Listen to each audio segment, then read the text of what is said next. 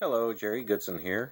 I'm with the forum firearmschat.com, and I'm posting a video response to Sergeant Miller's $40 self-defense pistol video. And the reason I'm posting it is because I only get so much room for comments, and I really get to express myself a little bit more when you can actually hear the thoughts that I'm trying to convey. I have a little Saturday night special. I got it as part of a trade. This is a Titan 25. It's 25 ACP, just like the one in the video that Sergeant Miller posted. And it's in a box. It's in the same box as it was when I got it. It's still in the exact same condition it was when I got it, and the reason is the 25 ACP round is absolutely worthless for self-defense. And the way these things are constructed, it's actually just as dangerous for the shooter as it is for the shootee. This is the third one of these same exact pistols that I've had. But before I get into that, just let me explain about the 25 ACP round. I was shooting 25 rounds at a tree, and I could actually see the bullet coming out and hitting the tree bark and then falling on the ground. Very little penetration, and these were full metal jacket rounds that I was shooting, so it wouldn't even penetrate tree bark. It wouldn't even stick in the bark. It would hit the bark and then bounce right off. Yes, people have been killed with these.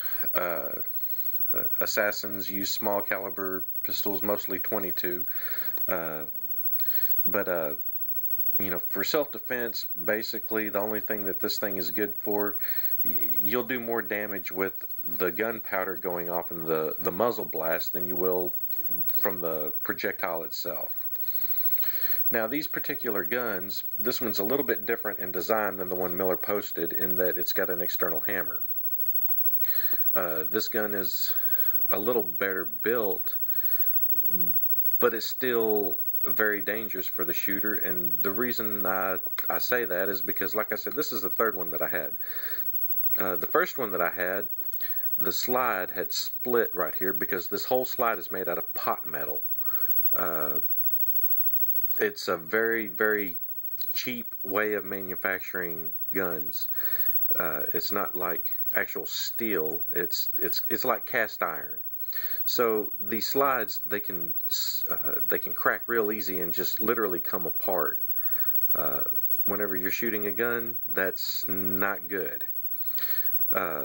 So the first one that I had, when I got it, there was a crack right here, and whenever I racked the slide, it went ahead, because this side had no support.